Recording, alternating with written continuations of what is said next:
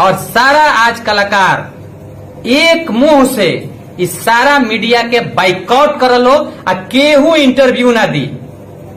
आ हम कहे कि गांव में अगर मीडिया वाला कोनो कलाकार के माई या बहिन या बाबू लगे जाता तो का करे के बा, हम बोलेम ना, लेकिन तू लोग बुझल के का करे के बा।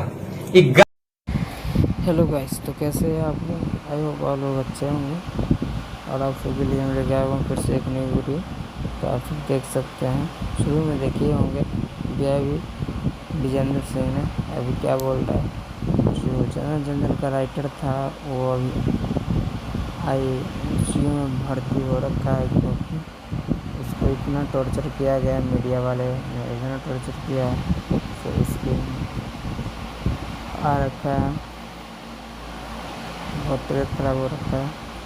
उसको आप सपोर्ट कीजिए, सारे सिंगर मिल के, जितना जनता होता सब सपोर्ट कीजिए मिल के। और हमारे चैनल नए हैं तो सब्सक्राइब कीजिए, लाइक कीजिए, शेयर कीजिए, कमेंट कीजिए। और जितना मीडिया वाला है सबको, किसी को इंटरव्यू मत दीजिए, किसी को भी इंटरव्यू वगैरह वगैरह मत कीजिए। और मीडिया वाला मिले उससे कोई भी बात मत कीजिए। आज तो इतना क्यों मिलते नेक्स्ट वीडियो में देखिए क्या कह रहे हैं इस वीडियो में।